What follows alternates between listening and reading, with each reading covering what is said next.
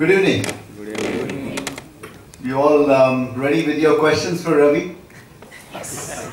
I've been told, number one, that I should ask a lot of difficult questions of Ravi. But I also noticed that Ravi has a strong fan following.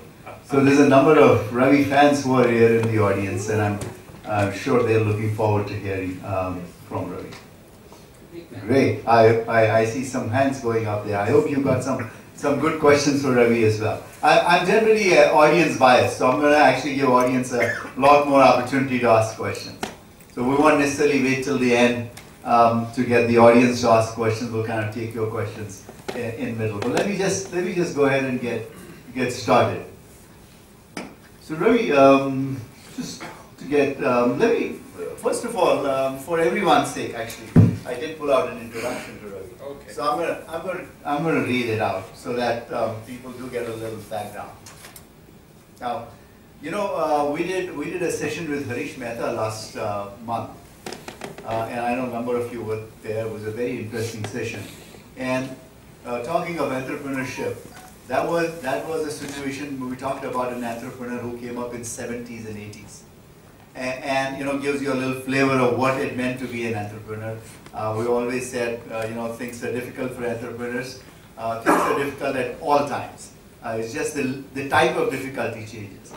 So it's great today that we're going to talk to Ravi, because Ravi is an entrepreneur from 80s and 90s. So we're moving a decade or two ahead. And we're going to touch a lot upon what it meant to be an entrepreneur in 80s and 90s, particularly in 90s when he really got out of his corporate life and became an entrepreneur. But let me give you a little introduction to because behind the simple, humble person that you see here, there is a tremendous record of achievement and accomplishment. So just to give you a little flavor, he has 35 years of corporate and entrepreneurial career in area of food and agribusiness.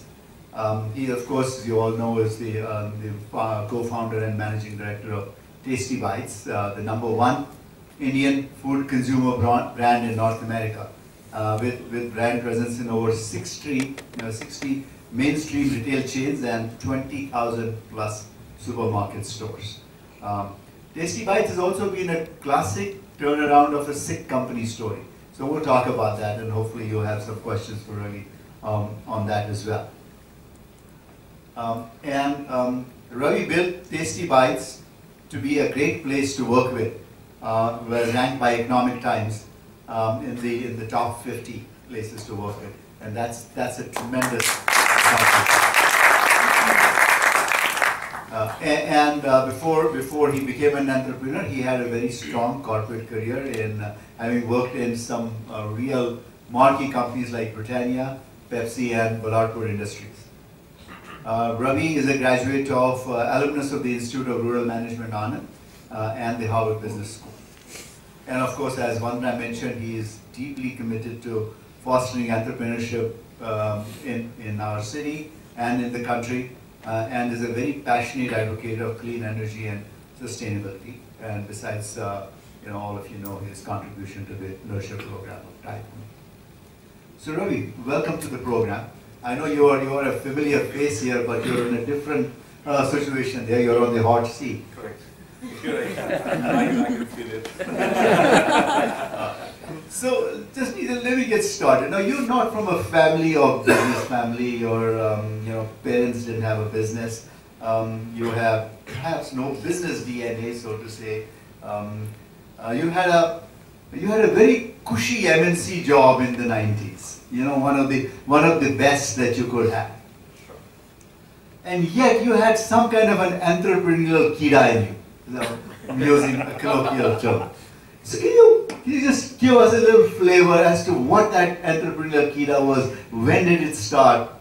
You know, what did you do early on to kind of nurture that kida within yourself to the point that you actually jumped ship? And I can tell you, having been in corporate career myself, you know, losing that first paycheck is a big change. Even though you may have all the money in the bank, but when that first paycheck doesn't come to your account, it does play on your mind. I'll share with you my personal experience later on. it's not easy. It's not an easy answer. I wish there was a straightforward answer for this. But only because I reflect upon why entrepreneurship. In me, I always saw myself as a little bit of a rebel even when I was working. My first job was in the National Dairy Development Board. I got posted to Bhopal to work with the edible oil division of the dairy board, and immediately was thrown into the rough and tumble of what you can just call politics, because bureaucracy, politics, all of that. We hadn't seen that when I was studying in Anand. Anand was cushy, clean, nice. You had Dr. Kurian's umbrella around you, his halo around you. You thought you were going in as his representative. But then, the harsh reality hits you when you actually go and work in these cooperatives. It's very much like working in a government department. And I think I sailed through quite well, over there. And somehow it gave me the confidence that it was possible to fight your way through and get things done. Funnily enough, I discovered that the government has, they have something called a note sheet. So everybody has write notes and everybody has to say, what you want to do. Which also means that you can say what you don't want to do. So you can go and, if you really want to stick your neck out, you can say, I don't want to do this. This is the wrong thing that the government is planning. And I was faced, therefore, with situations to meet very senior bureaucrats because people felt, isko aage badha, he can go and speak there. So I think somewhere this rebel thing stayed with me as I moved, from there, and I joined Britannia and then joined Pepsi. And in Pepsi, I began to question the very existence of me being there because there's nothing I could change. I began asking, meaning, am I going to be selling brown sugar water all my life? I mean, am I going to be just becoming some country manager someday and then you can go and become head of strategy or something else? But at the end of the day, only selling brown sugar water. So I mean, lots of questions troubled me about large corporations at that time. And then I think it was happenstance. We had Narasimha Rao's government coming in. And they did something really, really strange to Indian industry. And many of you will remember they introduced this thing called the 80HHC bill. So Manmohan Singh announced incentive for exports. All of a sudden, India was not an exporting economy. So India was a very inward-looking economy. The largest companies did not have exports as a charter. And many of you here in the crowd will realize that IT was not, there was no IT in those days here. So India desperately needed exports. It was also a time that, I don't remember whether it's like too much there, after that. The government reached a stage where you had to pledge sovereign gold in order to just survive. So that was how India was. You needed exports. And when I spoke to people in Pepsi, I figured out they had no plan for exports. We had to go and buy exports and go, source somebody else's products and export. So you couldn't export Pepsi from India to Pepsi outside. And I'd speak to my friends and it would be the same thing, whether it was Hindustan Lever or L&T or anywhere else, it wasn't there. But my exposure to the National Dairy Development Board had given me this one opportunity to see the power of exporting commodities. You could export basmati rice in thousands of tons. You could export wheat in thousands of tons. You could export soybean meal in thousands of tons. But that was not the business of a Larsen and Toubro. That was not a business of the Thapar group or the Dalmia group. It was not their business. So I figured out that, look, what if I ran that business for them? And that with that small idea, I decided I must quit Pepsi because brown sugar water was bothering me in any case. So I said, let me take a risk. And so I jumped, and then I started off a small company which was consulting these large corporations in terms of how they could get exports. And so that's how it all began. I got bored of that venture very soon. L.M. Thapar kind of wooed me back, bought my business in, so I merged back into Badarpur Industries, which is where I became the head for commodities and foods there. Then realized that was a mistake again, to have gone, and then Tasty Bite just happened. It can't be that easy. It can't just happen. So talk a little bit more about that. How did it happen? Just to provide you a little background to that question. 2 years before you graduated from IRMA, I graduated from NITI. and our convocation speaker was Dr. Verghese Kurian. And I remember his speech till date. He was a very passionate speaker. And you know, he said something that I remember till date. He was very unabashed about it. He said, I am in the business of transferring money from the urban areas to the rural areas. And I'm happy, you know, getting the rural communities organized, bringing their milk in and selling it to the urban areas, because that's one way we're doing a wealth transfer. So there was a lot of passion, and I'm sure, you know, having worked closely with Dr. Verghese Kurian, there was something like that stuck in your mind. So give us a little bit more idea about, you know, because it's also how do you get into the agri-foods? So give us a little flavor of that process in your mind. Dr. Kurian was like an eternal hero. We were the first batch at the Institute of Rural Management, and he took care of us almost like we were his family. We were his family, and therefore it stayed. You know, it stayed. His impact like will stay for lifetime. I know there's some, you know, alumni of IRMA right here, and they can all relate to this a lot more. In fact, when I left NDDB to join Britannia, he was personally very annoyed, and he said, "You can't be joining pink soap companies." You know? It's called private sector pink soap companies. They were his enemy. They were enemy number one. He just did not like it. But you know, coming to build and joining the Thapar group, the mistake that I referred to was strange. As in, you know, I was very close to Ellen Thapar, and there was only a reason to join, and that reason for joining was going to disappear. As in, he had a strange will in his family. So he was willed to the Thapar group chairmanship. He was not the natural heir. He was willed to the Thapar group chairmanship, but he was also willed out of it. So he would retire when he would be 65 years old, which was like 1 year into my joining, you know, Badarpur. And so I walked up to him the moment I knew, and I confronted him, and he said, no, but I don't think it's ever going to be enforced. But of course it was. We knew the undercurrents. You know, all the nephews were warring with each other, and if they all wanted, you know, to be where he was. And you know, at all senior management, you know, you got bracketed and saying, so you're Vikram's man, or you're Gautam's man, or you're, you know, you had to become somebody's camp. And so I began hating that position myself. So I think sometimes when you want to go somewhere, sometimes if something is bothering you about where you are, you begin looking for something else. And I said to myself that I must go back to my entrepreneurship, because I enjoyed those 2.5 years. I also made significant amount of money. And so let me look at that. So my work would take me to the US a lot, and I'd you know, go back and meet a lot of my friends. So there were in particular 2 of my friends who were in the US, both in Pepsi yet, and were planning this new business which was distributing natural, ethnic and convenient foods in the United States. So there was a small sliver, and it took me to this theory saying that, look, America is a stagnant economy. You know, $700 billion of grocery growing at 1 to 2% a year. Whereas you've got the likes of Trader Joe and Whole Foods that have come in, they are changing the landscape a little bit.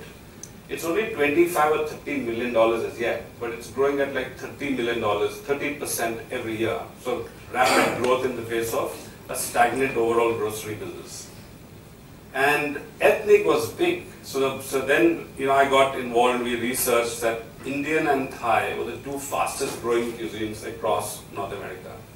Italian and Chinese had become mainstream. Nobody spoke of that as being ethnic anymore.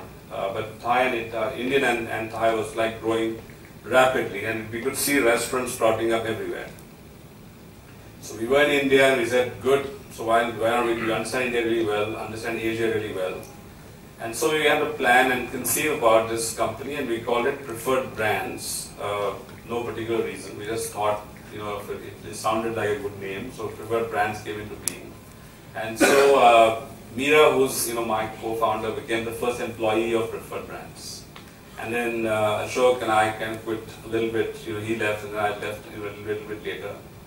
And so we were sourcing products from India. We were not manufacturing. We were sourcing products from India. We were sourcing products from Thailand. We were sourcing products from Dubai.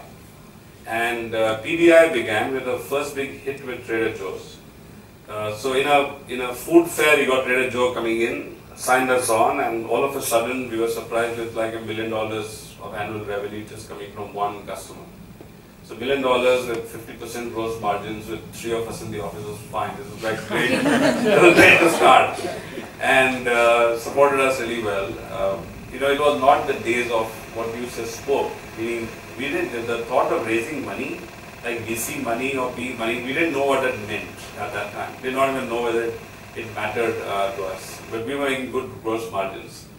I think I relate a lot to what Ajay many times says, that go and take money from your customers to start business. It was the best form of funding. I think that happened to us, how we began. It's a good first year in business. And then the acquisition of TastyBite is strange, funny, but is like deeply embedded in all our minds. So I was on a flight back from New York to New Delhi, I landed in New Delhi, and I picked up the Economic Times to see the headlines screaming out saying Hindustan Lever acquires TastyBite. And I remember trying desperately to call the US, because those days you couldn't get calls. You had to do this, urgent emergency calls. So standing inside a phone booth to say, shit, this has happened, which means business can shut down tomorrow, because that $1 million, of that $900,000 coming from TastyBite. And we knew Hindustan Lever had not acquired it because they wanted the business, but because it just happened to them. They had acquired Quality Ice Cream. And the business of Quality Ice Cream was headed by Ravi Nigam, who was also chairman of TastyBite, which was a sick company, and bleeding badly. He had 25 crores, of debt. They didn't have any capital themselves, no business on hand. It was sick in BIFR, and therefore naturally Hindustan Lever shut this business down, or else strip the assets or do whatever else. So we went into a huddle back, discussed, abhi kya kare? Dhanda band ho sakta. So the choice was, let's go make a bid to buy the brand. So TastyBite was our lead brand. We had sub-branded range of Thai products. We were trying to do papadums inside a canister, like a Pringles pack. With our first container from Dubai to California reaching there in pieces, the whole thing had turned to powder in no time. The papadum and probably never took off. But everything was being called TastyBite, because we had taken rights to the market in the US. So the brand was there with us for the US. So we then spoke and said, we can stay with that. We can continue to source, maybe not from TastyBite, maybe from someone else, and continue to do what we're doing. But it was kind of fragile. It was not. We felt it would be something wrong. So why not go make a bid to buy the company itself? And so without having any money with us, the 3 of us went in, met with Dadi said at that time, the chairman of Levers, and Gopal Krishnan. So Gopal was vice chairman and head of foods. And I won't go into details of how many meetings we had, but Gopal became a big champion, being our big champion. And he, in even many meetings in our presence, he fought hard for this transition. His whole logic was that, look, if the company stays with Levers, we're going to add cost. So this is going to mean the company is making losses, X today will only make like 2X or 3 tomorrow. So we're not going to be raising this business, we're not growing this business, it has no fit. The problem with shutting the business down is that there are 140 employees that TastyBite has, and only a company with the ethical standards of Unilever can understand this. They don't ditch their people. So 140 people meant 700 family members. So he used the term, he said 700 lives depend on this company being revived. I think these boys have been going to revive this company. So, with that, we struck a deal, and we got 51% equity in the business. We then had to go through, we didn't realize this, but had to go through what's called an OTO, an open tender offer. तो कुछ समझ नहीं थी उन दिनों में, we didn't realize there's something called takeover code.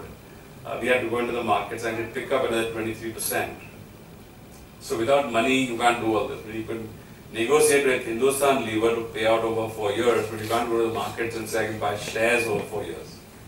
So we got a company called CDC. So our first touch with private equity is CDC, which has later morphed to becoming Actis. So Commonwealth Development Corporation, led by Donald Beck, he stepped in and we created a 50-50 JV in India as a special purpose vehicle to go in and bid for the OTO. So that is it. That's how we acquired Tasty by Eatables here in India. That's a awesome story. So the theme of TiE for this quarter is my brilliant idea. So I noticed from your story, you kind of combined some pretty interesting facets of coming up with an idea. First of all, exports was the need of the hour in India. In the 90s, you know, everyone, after we had gone through the whole balance of payments crisis and had to basically mortgage our central bank's gold, the government went on an overdrive to say, there was almost a national crisis about we needed to export more. So you obviously saw there was a need, there would be exports. And then there was a need in the US market about the ethnic Indian food. And combined with in Section 80 HHC, the regulatory framework, a little supportive. Did you guys put this picture together to say these three are three forces that are creating an opportunity for you people, or did it just happen that these three things just come together for you by coincidence, or there was some thought process that you brought these three together to take advantage of the situation? So I'm sure there's some there's some elements of that, Ravi. But I think the bigger piece was the piece about vertically integrating the company and capturing value.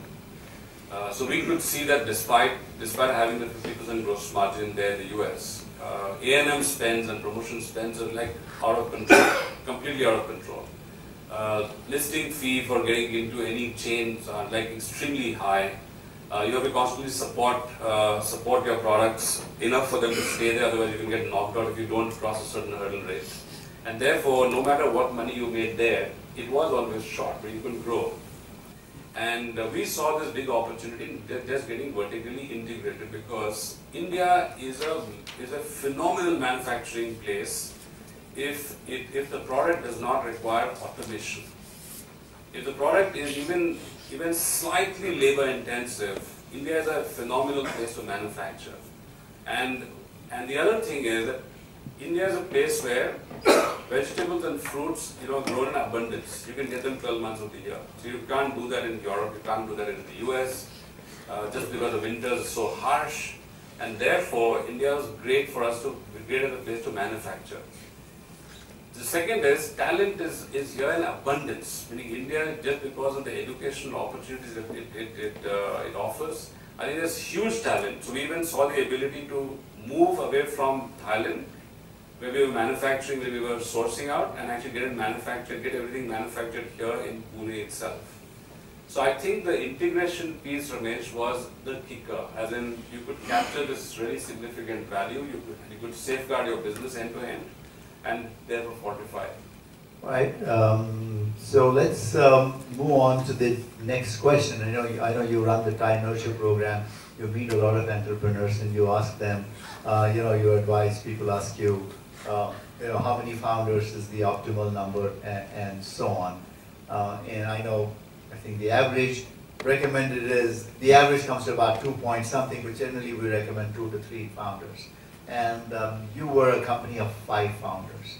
So could you talk to us about how did the 5 founders come together? What was the synergy with the 5 founders, and how do you manage complicated dynamics of 5 founders? First of all, you can't plan for all that. The fact whether there's going to be 5 or 4, sometimes things just happen to you. So 3 of us, knew each other. Therefore, we started Preferred Brands. Quite in parallel, there was another company that had been formed by the 2 other founders, 2 other promoters who later joined us. They were relatively younger, almost like 10 years younger to us. Really young, straight out of MIT in Boston. They had started a financial advisory company called Omni Consulting. We met them at an Asia Society meeting in New York, and we struck it off really well with them. We had dabbled with a little bit of consulting on the side. While we were running our food business, we were also consulting a company like Tropicana for entry strategy into India. And we handled Tropicana for 4 years. When it was Dole, it became Tropicana later on. We hired, from the chief executive, getting this whole co-packing arrangement in Baramati, working with the ad agency. So there was some consulting, etc. going on. But we knew it was not scalable, as in we couldn't scale. You needed more consultants to run a consulting company. And I think Hans and Sohail, who were part of Omni, were facing the same challenge on their side, as in they were facing the challenge of not having networks. So you are 23 years old, living in New York, thinking you will actually do a cross-border India-US consulting business. You can't do it if you don't have networks. So somewhere I think we just saw the synergy. So we felt you can get these guys with super smart analytics. They can converse well, they can talk well, write well, and analyze well, and they saw us having networks. So we brought them in. It became a consulting business and a food business. But 5 years later, we decided that's also not going to work out. You can't be riding two boats. And finally, we said, okay, jump the consulting business, and we gets into the food business. So therefore, 5. So I don't have a formula to say about whether 5 is an optimal number or not. This happens to be the real 5. So tell us some spicy stories about when did you guys feel like pulling each other's hair out? So all the time and no time at all. I would say the answer is that. But I'll give you an insight that came to me from someone else. So I was doing this the OPM program at Howard, and Nitin Noria was teaching leadership. And one day he wasn't dean at that time. He was still an associate prof. And so he came in and said, Ravi, look, let's do this. Let's start beginning to write a case study on Tasty Bite. And I was like really excited. I was saying, yeah, let's try, because by that time we were already 30 chains plus, and we were known. People were talking about us. He said, no, I don't want to talk about a business. I don't want to talk about Tasty Bite the business. I want to talk about Tasty Bite the leadership. It's very strange that you have five people, not just founders, but everybody is an executive. Actually, everybody is an executive, and you've carved out roles for each other. So someone heads ops, somebody heads product development, marketing, somebody's head of a geography, someone's a group CFO, and no one really crosses wires with each other. So I said, yeah, we do like what everybody else does. He said, no, but I've also noticed. My other colleague Ashok, by the way, had done the OPM just 2 years before I did, so he knew him as well. And so he said, look, there is what is called the lead dog syndrome. So he gave me this analogy about these, what are they? In dogs in snowbound areas. So if you're in Antarctica or you're in Greenland or somewhere, you have a sled that's carried. The sled is led by a pack of snow dogs, by dogs. And what they do is, so there is one lead dog, and everybody else kind of follows in that pack. And when the lead dog gets tired, seamlessly that dog moves behind and someone else moves forward and then carries that pack on. So they don't slow down, they don't lose direction, they keep moving, because all the dogs know, where this sled has to be gone. He said, look, that's what I'm seeing in Tasty Bite. That's what I see, how the 5 of you complement each other. Someone starts a sentence and the other person finishes it off, and therefore that was the story. So I think I felt very nice. We didn't know that this is how we were working. But I think journey with the 5 of us was great fun. We enjoyed each other's friendship. We became more family than our own real families. We would know everybody in everybody's family. I would go and stay in their family homes, travel to Australia or New Zealand or Japan or anywhere else, as much as their family will come and stay with us. So it was a wonderful journey. So what would your recommendation be, that if you do find 5 founders, it's okay to go with 5 founders? What are you going to tell all your mentees, current and the future? So I'd say, look, there's something beyond skills and competencies, something beyond, and that's the chemistry. The chemistry between the founders has got to be like rock solid. You have to bat for each other, you have to back up each other. No one's super, no one's made to do everything really well. And I know there are examples of solo founders doing a phenomenal job. There are the likes of Infosys who had 7 founders who've done a phenomenal job. So I don't think there's a straight answer to this. Ramesh, but I would say that, whoever is a co-founder, ensure that your chemistry is like family. Meaning it's as good as family. Right, I might come back to that again. So, because it's a very interesting subject, and I'm, quite obviously, even from Nitin's perspective, you were one of these exceptional companies where he found that the 5 founders who were working, that analogy of the sled. Or maybe he just knew of fewer people, with so many founders. Right. So let's move on to another aspect, the brand and the name. Tell us about, you explained briefly how you came up, how the Tasty Bite and how you came up with the Tasty Bite. But eventually, what else did you have to do to promote your name and brand? How important it is to, at different stages of your company. I know you guys eventually ended up, when you sold the company to Mars last year, you were at about $90 million in revenue. But there would have been stages when you chose, now brand is important, how to invest in the brand and so on. So it's very important subject for some of our B2C companies, particularly B2C startups. So talk to us about your brand journey. So I'll give you an insight, very early insight that we had into the market. So first of all, we realized this is not India, this is the United States. And other markets are like United States. So, I'll speak more about the US in my mind. So the US did not care whether a product was called Navratan Korma or some dal frizzy or curry pakoda. In fact, these are tongue twisters, for them. Most of them don't understand. I talk to young food entrepreneurs these days and say, so how many of you know the difference between a Napolitana and an Arrabbiata sauce? Do you really know that? No one really knows that. You go to restaurants and try and make out intelligently what to order there when you're ordering a pizza. At the end of the day, it's a red pizza or a white pizza. You go there for the experience. So I think that was the first realization we had. Look, Americans are eating us because of the Indian experience, or they're eating us for the Thai experience. They're not eating us because they're authentic. Okay, the first thing is just that. And we must therefore give them their experience. And why will they buy us? Because they will relate to us. So what can they relate to? They can relate to India because Bollywood is big, so they can relate to Bollywood.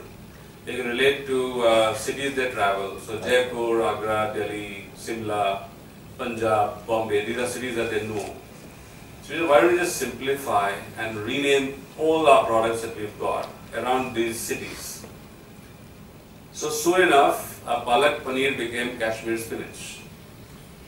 And Aloo Chole became Bombay potatoes. Methi Butter Malai became Agra peas and greens. And now when we were talking to buyers, we could see immediately there was a change in the way that they would respond back. And immediately they would come and say, okay, now I think I'm getting it. So this is made with what? This is made with what greens? So how does it say? So we can say this methi butter malai is like a bitter green. So we can speak like that. So because they can relate now to an agra, they can relate to lentils, they can relate to vegetables, but they can't relate to like gobi pakoda. They can't relate to all that. So first thing is rename it. We had 30 SKUs which we brought down to just 6 SKUs. We just said 6 products. So we just brought them down to 6. Renamed the products.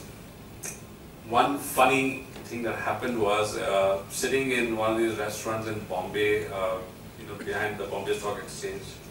We had cities on one side, and we had ingredients on the other, and we had these Indian names on the other side. We're putting all our names in place.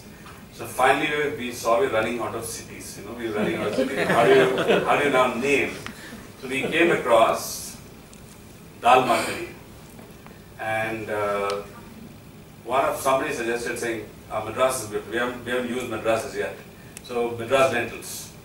And so dal makhani became Madras lentil. We did not think that, my goodness, if an Indian saw it, it's like sacrilege. How can you call Madras lentils? They could buy thinking it's sambar.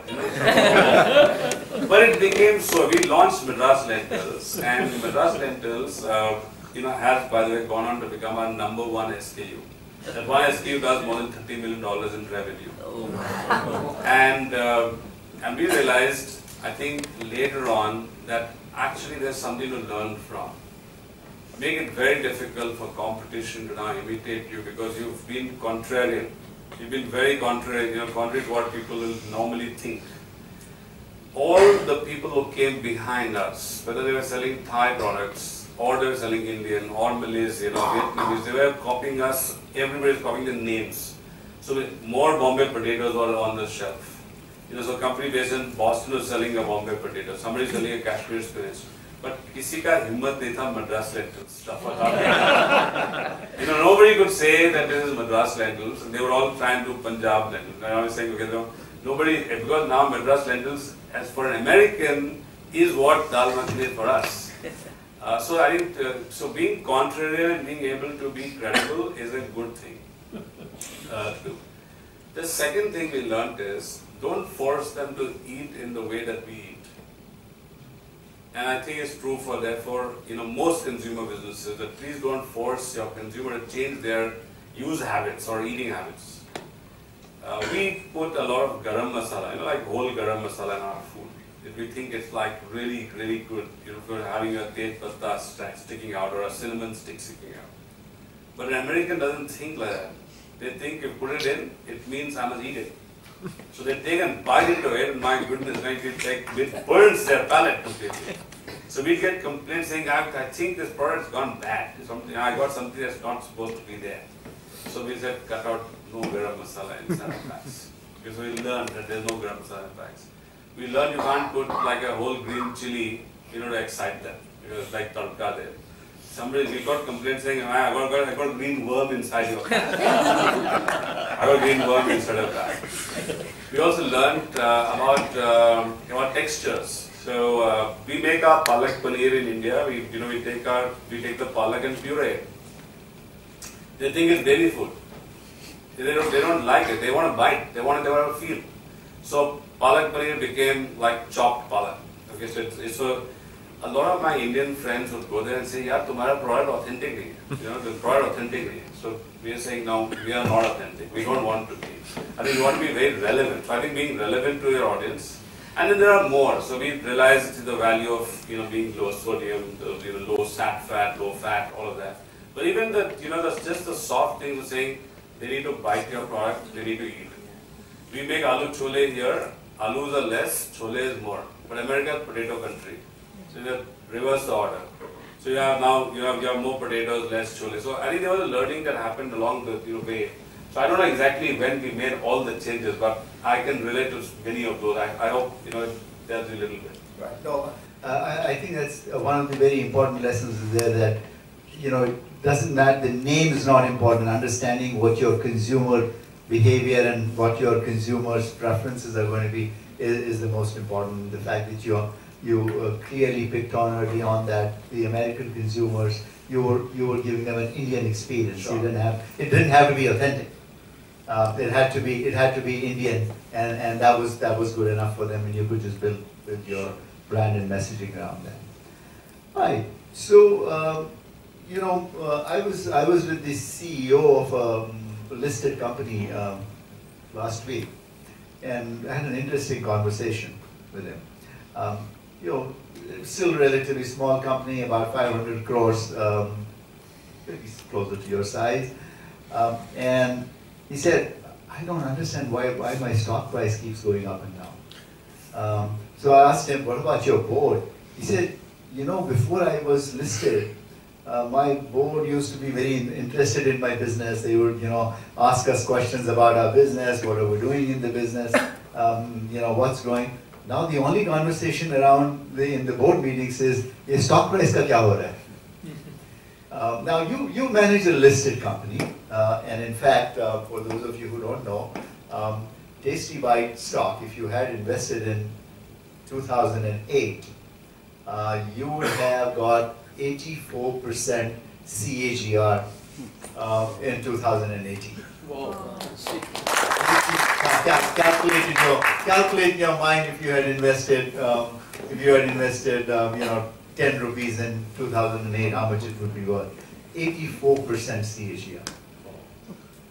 So tell me about your experience as a, and by the way, this guy said to us, you know, board's asking, hey, तुम्हारा कुछ information leak किया होगा market में, ये price 400 रुपया कैसे गया, अभी 200 क्यों आ रहा है? So he said, so tell me about your experience of then managing a listed company and dealing with all of the questions about the stock price, and maybe you can tell us how did you get that 84% CAGR? So I don't know it myself. I don't know it myself. And this is I'm being brutally honest. Is at no point of time did we want to look at the stock market. I think the first 4 or 5 years was about what I call a struggle for survival. I think we just wanted to survive to ensure that we were able to run the firm. It was 5 years into running the company, the first that we got a bank loan for the first time. It was 2002. So these are milestones in my mind, and I think the next 5 years was like a struggle for this stability, and then when growth began to happen was a struggle for growth, because managing growth, as in because we could see the dynamics were totally different. At some stages we did get depressed about looking at our stock price. So I remember in 2005, 6, 7, saying, man, we're actually doing reasonably well. We have like good EBITDA of like 12%, 13%, like not something that can match even large companies. Small companies normally don't have that level of profitability. And we are growing at a CAGR of like revenue top line growth of about 20% a year. I don't understand how we're still at like 12 rupees or 18 rupees. It would yo-yo between that number. And then gradually the market just rose outside of the boardroom. I must actually admit our board is a rock solid board. I'm very proud of the way that we built our board, and at some stage the market crossed 300 rupees in 2014 or something.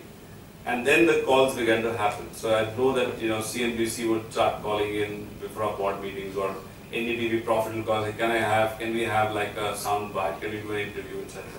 So they were not understanding what it really means, because we are saying we are a small company, we have a revenue of 150 crores, 170 crores. Why is the market interested in us? But the market gets interested because of the stock market. Because the thing is, the stock price rises up, people think something is happening there.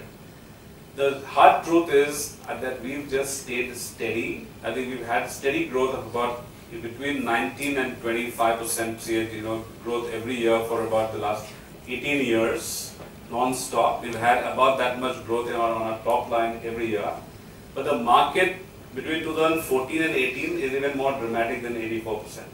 Meaning, so this, although I know the ET released a report about 2008 2018, but if you look at 2014, we were 300 rupees. And we hit 11,000 rupees on the stock exchange in early 2018. And it was complete madness. So I didn't understand it when it was 17. I don't understand it when it's 10,000. So that is the answer, really. I guess if you run your companies honestly, and if you give, if there's growth that people see is steady for the future, they start betting on it. That's probably what it is. So I do want to leave enough time for audience questions, but part of that running a good company is also the fact that you were in the top 50 places to work for in India, ranked by no less a publication like Economic Times. What does it mean for a company that is growing, that's so small? I mean, you're still relatively small, to really aim for being in the top 50 companies to work for. What kind of culture do you create? How do you create it? Because again, I'm sure we will have some entrepreneurs here who will build companies of that size. And it's great to learn from what do you do early on to build that kind of culture. And talk about the organizational culture that you believe in. Now, I'm very happy that you asked this question today, because if there's something that I'm really proud of, much more than what the stock market did to us, much more than the fact that a company like Mars found us interesting to acquire, is the fact that we became ranked. We entered the top 50 places to work with in the country. So that's the one objective we set for ourselves early on in 1997. not the ranking itself, but we said, what do we want to be known as? So what's our ambition? The five of us would sit down and say, so our combined aspirations put together are what? Can you become the largest food company in India or anywhere else? The answer clearly was no. In the face of the larger companies, how can you ever become the largest company? Can you become the most profitable? The answer was also no. And so many such questions, and we said, no, we can't state this, because the important thing is, what do your employees therefore aspire for? What will, other than the fact that you will one day become profitable? So I don't know where it came from, but I just said, look, what if we aspire to become the most respected food company in India?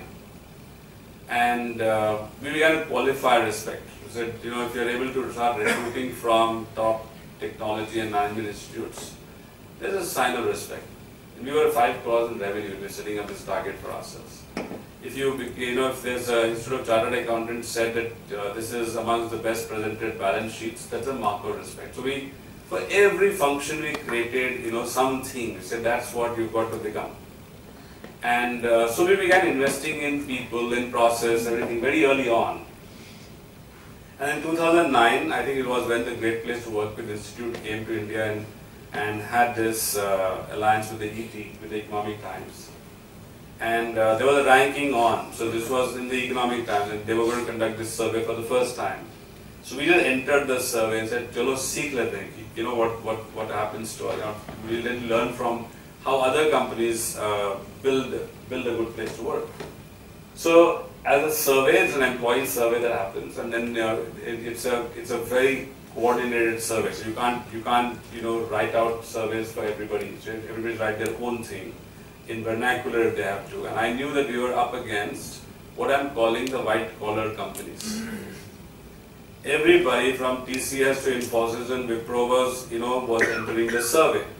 And we had 90% blue collar people, because everybody is a fitter or a turner or an electrician or somebody else on the shop floor. They had to fill up their survey forms in vernacular, in Marathi. And so somebody from the GPTW and ET would come in and tell them what to do, and then they would fill up, and so things like trust and transparency and everything else are very hard for them to understand.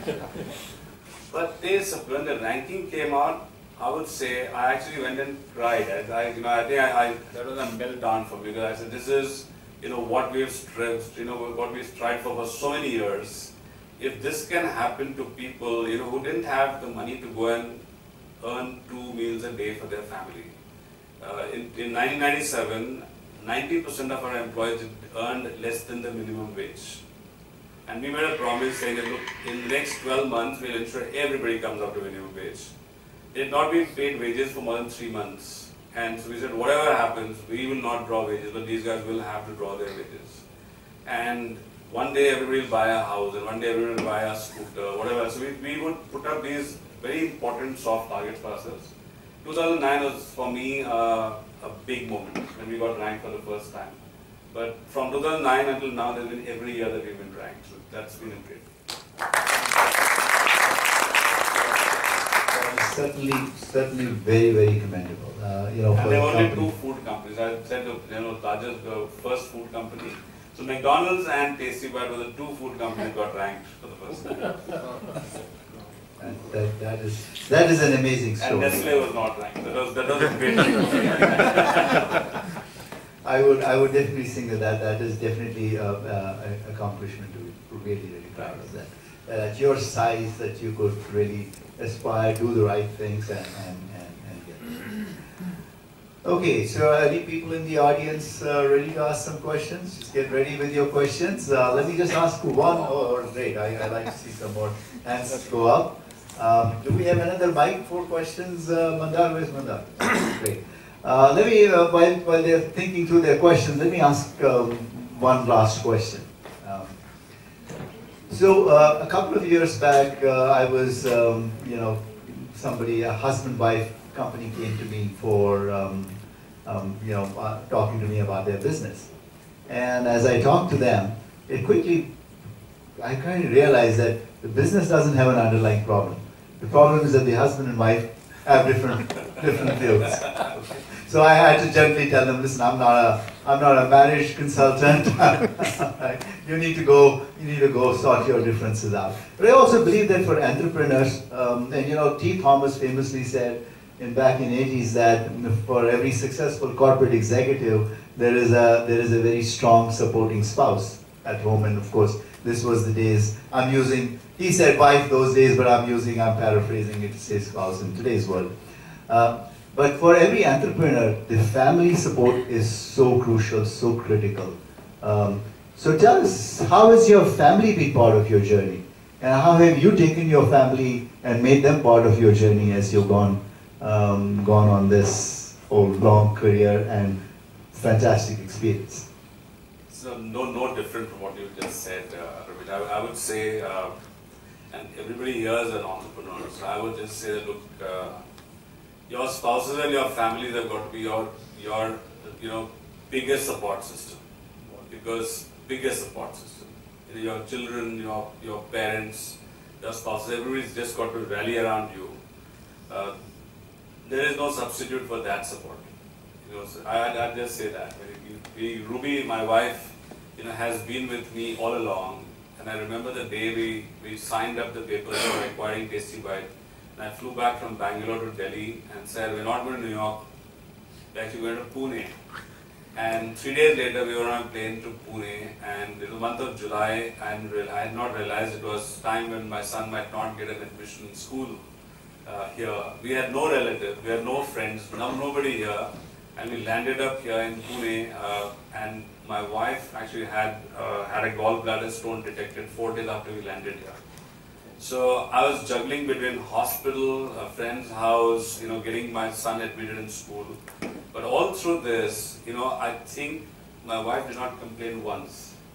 My father, who was by that time like 75 years old, he came down and stayed with us to look after my son at home, because my mom couldn't walk when she had severe arthritis. So family support is something you got to count on. You totally count on at all times. Priyank or Ravi, great story. I had a question about you're working in India. It's often said business in India is difficult, especially with government authorities trying to create problems. Did you ever have to face that kind of situation? And if yes, what did you do? How did you address that? Let me add to that. You can answer it whichever way you like. Did you have to bribe the government at any point? You can answer it directly or indirectly. Especially in FDA. So the answer is no. First of all, no bribe ever, and I believe that you don't have to bribe. You don't have to bribe ever. I'll come to you. If you're not greedy for growth, and you're not greedy for being an entrepreneur. So we did address our people. Soon after acquisition, India went through a trying time. We had the Kargil War in 1999, and we didn't know this. Someone called, from the Defense Research Development Organization, from DRDO, saying that we need food. We need, like, you guys to sterilize food. We need that food, and so we had business came in on its own. So our food was like going to Kargil on its own, and then went all over the place. But soon enough, we realized that it wasn't easy. And then you go to get your bills cleared, something is going wrong, meaning something is rejected, everything is getting delayed. And for a company that's starved of cash, it was very, very hard, to manage.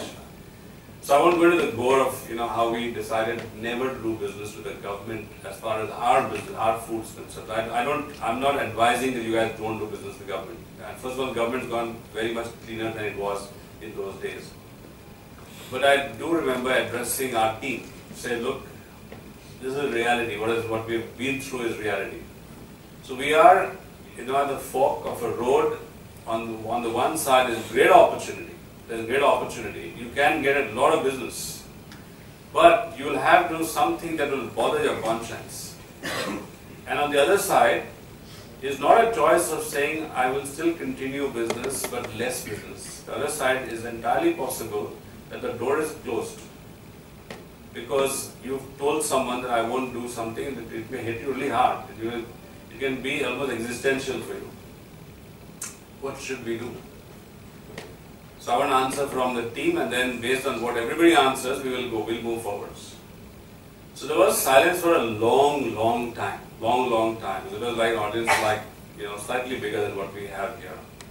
But, one of our, I'm using a bad term, that's, unskilled workmen, and she put her hand up, like maybe she was all 5 feet on, at best.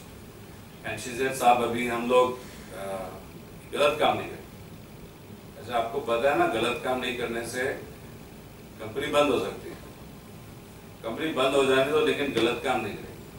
And that became our mantra, meaning everybody raised their hands up. And we have always stood up and said that we will go, if the growth is slow, is fine.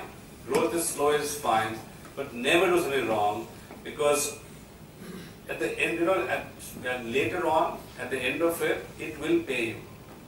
The company has become rock solid, meaning I don't have to worry about now whether a boiler inspector goes in, or an excise commissioner goes in, or somebody goes into the factory. I don't have worries, because everybody, the DNA of the firm is now like rock solid clean. So you can do business without having to do wrong things. Ravi, I'm really interested to know how Mars came into the picture and how that transaction happened. Would you shed some light on that? Yeah, sure. So it was, I think, in about 2014 when we crossed the $50 million revenue mark, and people had begun to call. So cold calls had begun to happen. So merchant bankers would call and say, "Are you interested in investment?" And it happened in the US and it happened here. And by the way, the two companies we ran seamlessly. So Preferred Brands and Tasty Bites were not like two companies in our minds. It was and continues to be one company in our mind. It just happens that the structure is public here and it's private there. So we would talk amongst ourselves, and we could see that there was competition bubbling up. So there is a brand called Amy's Kitchen, which is a really large brand. There's a range of frozen foods. It's all organic, but a very respected brand coming out of California.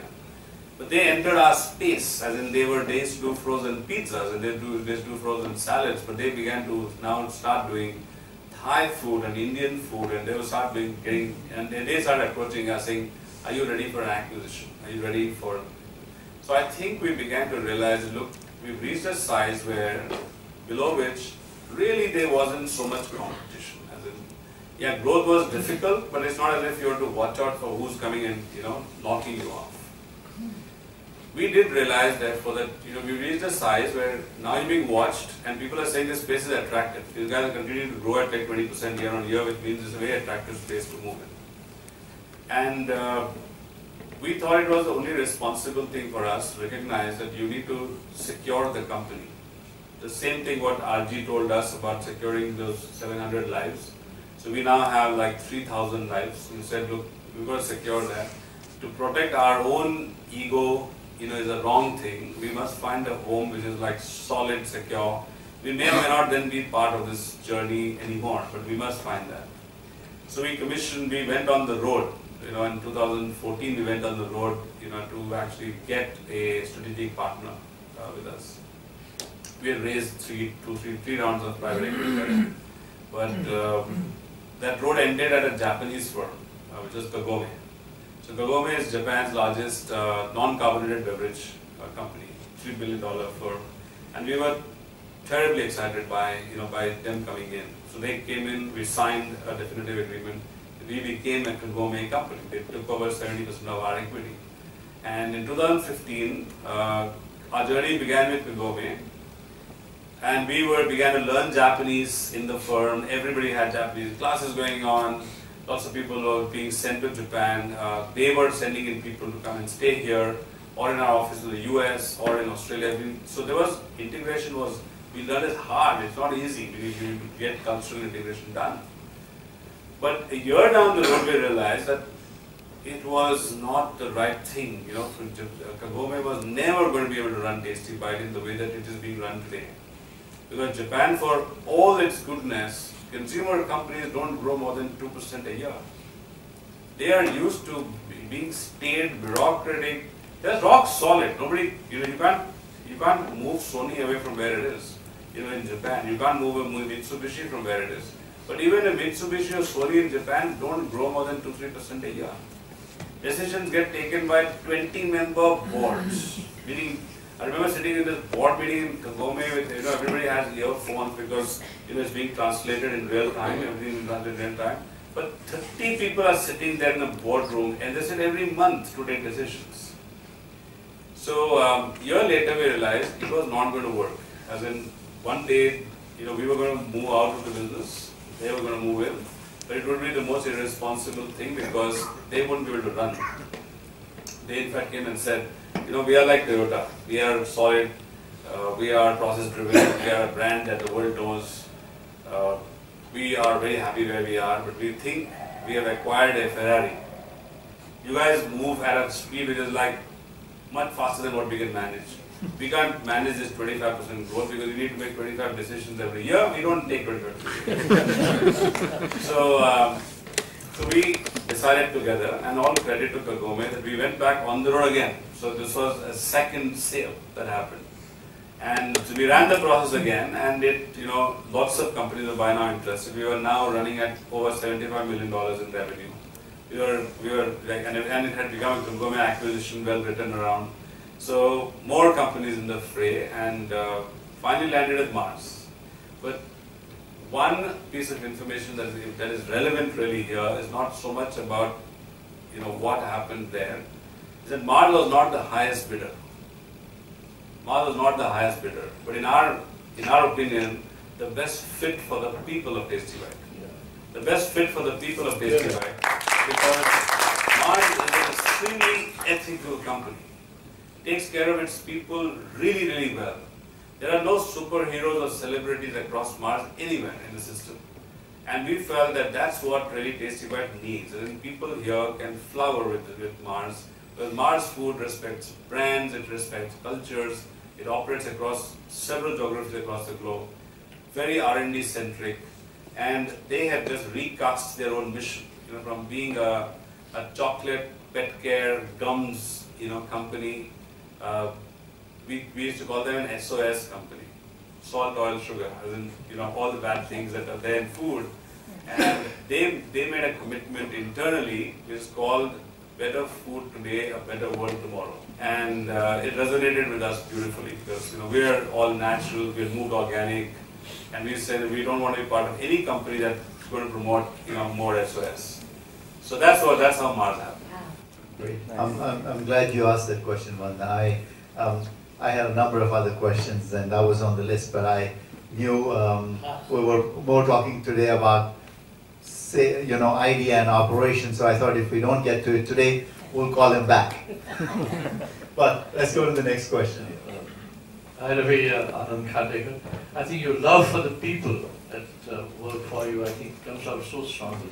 I don't think any management would ever think of having a plan for the economic growth of their workers in terms of a scooter, a house or something. This is incredible.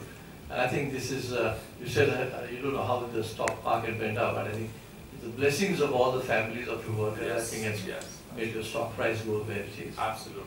Every time I pass your Bandhav factory, I always look for bacon in the sky. My question to you is that not only your workers love you, but I think the community around you has also started loving you. In fact, would you tell everyone what all you have done around in the factory so that the community around you has also started growing up in prosperity? I think that's another story you could certainly tell us. First of all, Anand, that you've been one of the heroes that I've looked up to. So there's much to learn from you, and I know that there's been a My Story session before you, but we must have one more. I'd say Tash should just hold one more again for this very incredible person. I hope the events committee is listening. Yes. Complete incredible person whom we have in our presence. For someone who served the defense forces for 20 years, and after 20 years jumped into entrepreneurship and has had another stellar innings after that. So Anand knows it, but we committed ourselves to community a lot, well before CSR became a bill, well before it became a bill. So we were, where we are in Pune, this city, and then beyond Pune, all the way going up to down, and when you get to Jalna and all, it becomes even worse. We are in what is called the rain shadow area. We are in rain shadow area. So as the clouds come in towards the Western Ghats, they kind of collapse on the Western Ghats. So Mahabaleshwar it rains like cats and dogs. But then the next 70 kilometers, the clouds pass you. And they go past. And so where we are, where our factory is actually dry, it's arid. So there is, you dig like 400-500 feet into the ground to draw water. And we're not part of an MIDC zone, so I could understand that we are going to be in trouble. Food manufacturing requires a lot of water. So if you are going to continue to dig these tube wells, underneath, and every year 200 feet is going to become 500 feet very soon. So while we were debating what to do, and we were trying making applications to the government to draw a pipeline 7 kilometers away from a reservoir of sorts, there were ideas being floated about what can we do to raise the groundwater levels where we are. So we got in touch with this young entrepreneur in Aurangabad. His name is Atul Kedia. So he runs this thing called the RWS, the Rainwater Harvesting System. Except that rainwater harvesting is understood as water from rooftops that falls down. This is rainwater on ground. So what happens on all our land is that all land is undulating land. Water just flows off your land, gets into a stream, that stream goes off into a river, and then it's lost in the ocean. What this chap did was to create a small this is really, you can call it technology, but really common sense that you trap the water where it is, right where you are, and drive it deep into the earth. And so we did an alliance with this chap. It's an L-shaped 100-foot long trench that you dig in every plot of land. And then you drive a polymer deep inside, 10 feet deep inside. So all water is trapped right there. It goes right in, so it doesn't even flow into the next plot of land.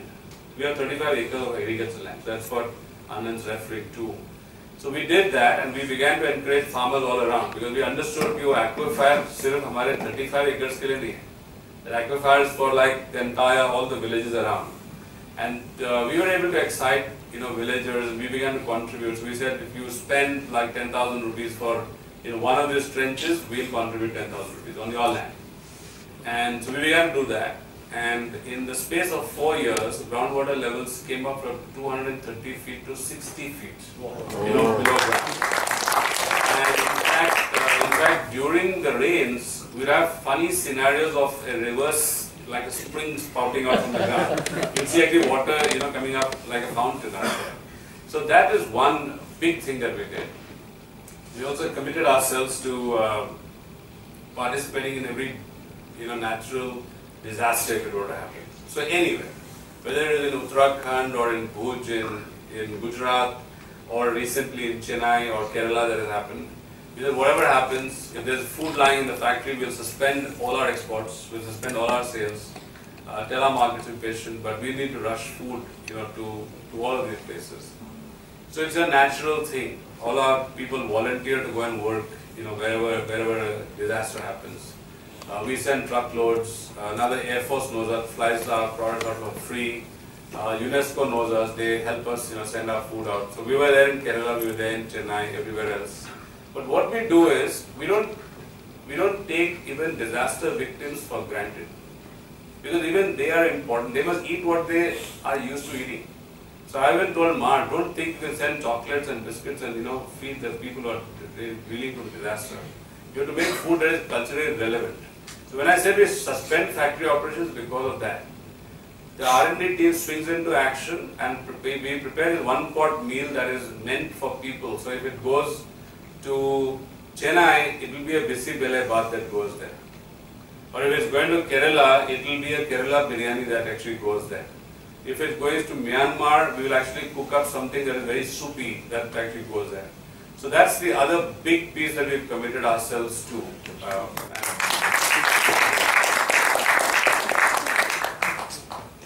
Okay, we have time for a couple of more questions, and then I have a rapid fire round to go with Ravi. So, anyone at the back before I pass on the mic in the front? Hi, I'm Shirish. I would like to ask a question that how did you figure out that you want to go for B2C, addressing the customer directly than B2B? Like, how did you zone out business potential that way? Like, TC Bite is more into B2C. Yeah. It's only B2C. Meaning as a brand. It's Correct. So how did you figure that out? I guess our backgrounds. One's always worked with brands, so therefore, you naturally get driven into that space. I guess that really is it. We didn't figure out that we should not be B2B and we should be B2C. In fact, the reverse has happened. As in, we're a consumer-driven company that actually ended up doing some B2B work, which is also something we very proud of in India. Started off with a survival piece, as in we just sweat our assets and generate cash by doing some B2B here in India. But that's morphed into a very admirable business on its own. But we are B2C. I think our DNA is B2C, right? The answer is not as if we figured out anything. This should be a B2C thing. Hi. So when you're starting up, there are a lot of ideas that come in, and you want to do everything. You want to experiment a lot. So initially we should start should we focus on one, or should we experiment with different ideas and then get ahead? So the ideas are related. That's going to be like a thing that we practice at Nurture. So I'm going to give you the answer that we speak of. I was going to say that's not a question for today's session. It's a question for the Nurture session. No, I must. One thing I want to acknowledge, Ramesh.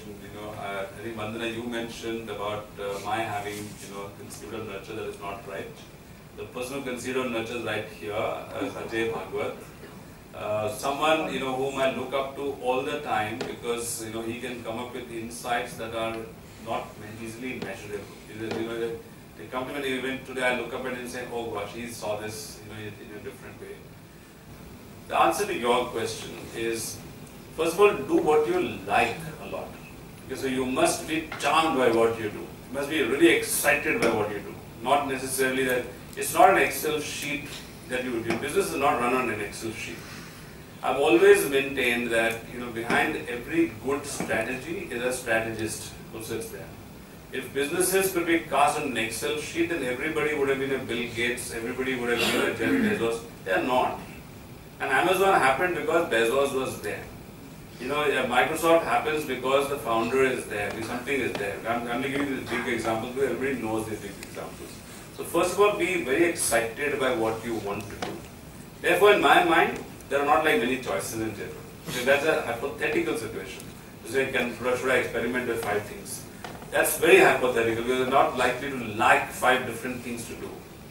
If you're looking at how to focus on a product within a segment, sometimes there can be a struggle, but that therefore, you start looking at several things in terms of scoping out the market and competition. Are you loaded enough to fight out everybody in the business space, or do you want to create a chart out what they call the blue ocean, for yourself? It's to do with really who you are. I'd say first, the only thing I'd say to you is do what you love to do, and I think the answers will come to you. I understand that like you said, you're very passionate about food business, and you narrowed it down to 6 SKUs, and you're focusing probably in the US market. So are you looking at something that's missing on the Indian palate in the US market? Are you open for acquiring any sort of product to add to your SKU in the future? First of all, I think Vandana did touch upon it. I have been acquired. Our business has been acquired by Mars. So I don't run the business anymore. But having said that, it was at that time that we reduced it down to 6 SKUs. Because I think the rest of them, were not relevant. They were like what I said, far too authentic for it to be attractive to that audience. These 6 represented, in our opinion, the products that they were familiar with, because they went to restaurants and ate. So you go to a restaurant even in India, you can almost predict the menu card kaisa hoga. Okay, you will get what I call the whole Mughal dynasty will be there. Okay, from Akbar, Jahangir, Taj, Mughlai, they will all be there. Noor Jahan, they will all figure there in the menu card there. So therefore, but this is a reality. If you realize that that's already there, so don't do something new. First thing is get into the comfort zone with them. We have grown to over 77 SKUs now. We are, but every other SKU has not come from a menu card in India. It's all come from there. So everything is What do people like there? So we look at the ingredients like quinoa is a big thing. So we have the products that are made out of quinoa. They love barley, they love millets, so they love super grains. So we will have all that. So therefore everything must come from the market. Product-led strategies by and large don't work in a consumer business. It must be market-led completely. If it's market-led, I think you've got a strong chance of success. Thank you. Do you still have one last question here? Should I go into the rapid fire round? Just a quick question. Since you exited out, what do we expect in the future? Ravi the mentor, Ravi the investor, or Ravi the new young energetic entrepreneur? Hey, you stole my question, man. Sorry. No, go ahead, Ravi. So I'd say that first of all, I enjoy mentoring a hell of a lot. You know, I think I've rediscovered a little bit about myself through this program. I really love interacting with the energy that young people bring to business these days. I find the level of courage, the level of risk-taking ability that they have, and the amount of imagination that young people have these days is far beyond what people in my times of entrepreneurship had.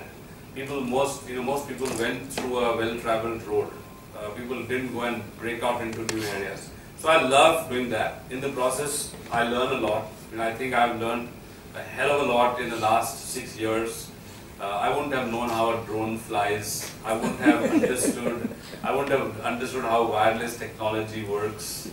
I wouldn't have, even in the food business, understood either that there's an Ayurveda angle to foods. So hell of a lot. So I would say mentorship for me is a big thing. I live it every day.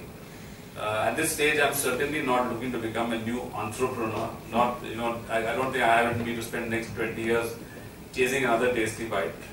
Also, I have recognized that maybe I don't have the DNA of the built to flip model businesses that these days I find lots of youngsters into. So everybody's talking about being the serial entrepreneur. I don't think I am that.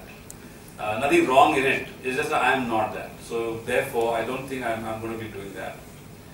Investing happens. Sometimes it happens. It's not as if I'm building a plan on being an investor in companies. But if I love a business and if I can play a role in that business, if I can remain engaged with the entrepreneur, then I might invest. But if the investment happens, it will not be dumb. As in, I won't invest for the sake of a return.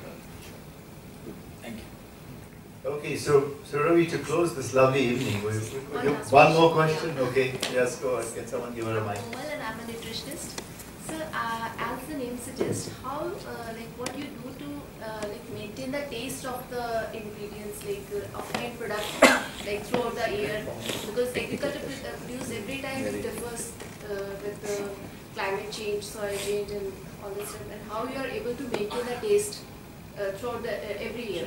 Okay, I think you're all going to be here for the next 30 minutes. But I spent an afternoon chatting with Ravi. But Ravi, go ahead. You want to give her a short answer? Yeah, it's that level of, let me just say, technical consistency is not possible in mass manufacturing. What you can do when you're running a boutique studio, you cannot do in mass manufacturing. You do lose some of the values in terms of flavor and taste. But we're very conscious that it is also the thing that separates you from the rest. So our tagline for the longest time was a world of flavor in every tasty bite. So you have this, that everything you eat must taste different. So you must be able to say that you want to experience Asian food. If you have a laksa, it must taste from our Madras lentils. If you take our Madras lentils, it must be very different from what we do is, if we do a Spanish paella, it must taste Spanish. So a flavor in every tasty bite was it. But we said it's not now, people don't get that anymore. It's too delicate. So we put up in their face. Our tagline now is real food, real bold. That's what, real bold. So it's bold flavor. Doesn't you will have it, you'll say, oh yeah, I can feel the flavor. But does it really qualify as, I'm not saying winter or summer may same like it? The answer is yes, it does differ. You cannot maintain that level of consistency. But you will maintain that level of nutrition for sure. Thank you so much, Ravi. All right, Ravi. So yeah, we'll do this with a slight difference because anyway, he took away one question, so we've got only 9 here now. Back a little. Okay. So I'll give you 2 options. You can only choose one, and you have to give us a quick reason as to why you chose that. All right. Fair? Let's start with the easy. Let's start with the easy one. Preferred brands or tasty bites? Tasty bite. Reason? Just that it's closer to heart. Right. US market or India market? The US. Why? Larger market. It's 54% of the world's prepared foods market. So if I was gunning for one market, I'd say go for the largest market. Make in India but sell there. Venture capital or bootstrap? Times dictate that. We need bootstrap. You've got only one choice. Bootstrap. Why? As much as you can, we need bootstrap. VCs are a second choice. Yeah. There was a great speaker at the TiECon Bombay yesterday, Bhavin Turakia. I hope some of you attended the TiECon, and he talked about why bootstrap. All right, scale or niche? Scale. Why? Just because it's big. All right. You do. I know you do 5 forces and strategy in the nurture companies. Tell us, supplier power or buyer power? What matters most is buyer power. You're being sensitive to buyer power. All right. You might want to explain this to people, but I had Madras lentil, but I took it off because I know the answer was going to be obvious. So I changed this to Kashmir spinach or Bombay potato. My personal choice, Kashmir spinach. Why? Because I can eat it in ways that people can't eat palak paneer. Okay. So you can actually make a quiche out of Kashmir spinach. It's how we promote it. We don't promote it as as eating with a naan or a or rice. We don't promote that even from Madras lentils. Yeah. So put it as a taco. Put it in a taco, sour cream, spinach, tomatoes and onions, and eat it as taco fillet. So every Costco store has only tacos with Madras lentils. Awesome. All right, the last 3 here. AMG or ASG Omni? I'd say tough one. AMG because it was the first one. Okay.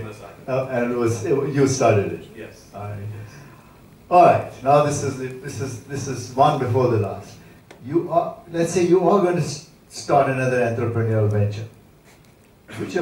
Who would be your co-founder? Ashok, Meera, Sohel, or Hans? Ajay Bhagwat. Say what? That was a good way. I can be a good customer for food. There's no person in recent times, whose ideas I've admired as much as his. All right. Well, I'm gonna have to tell it to you all the other 4 that Absolutely. By the way, they know it all. Ravi has found another co-founder now. All right. Okay, the last one. Yeah, I know you lived in Bangalore. Bangalore or Pune? Pune, any day. All right. You don't need to explain. On that happy note, Ravi, it's been a pleasure meeting you before we planned this interview, and it's been a great pleasure having this conversation with you. Thank you so much. Thank you so much, Ravi. It's very inspiring and insightful.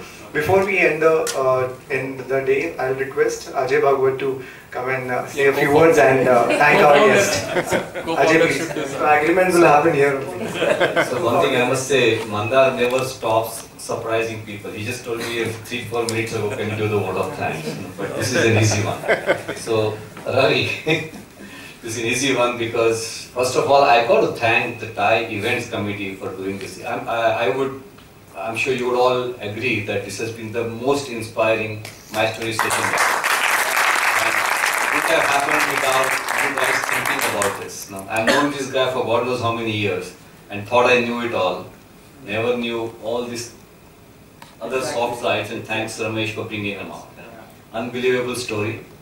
One thing I found is as good as a businessman Ravi is, as good as a mentor he is. By the way, He said that I founded the Nurture program, but wouldn't have done without this guy and Kiran really, supporting it. And we have been partners in crime for so many years. And just like he said, he feels good about Tasty Bites going to Mars because it finds a good home. I was very happy to pass it on to Ravi because I knew it would be safe in Ravi's hands and he would take it to the next place.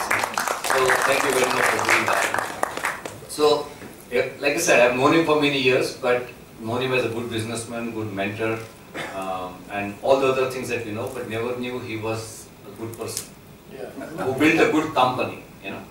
Thank you, Ravi, for doing that. This is a vote of thanks, and I cannot help but say thank you to you because this is what we all need to aspire, quite frankly.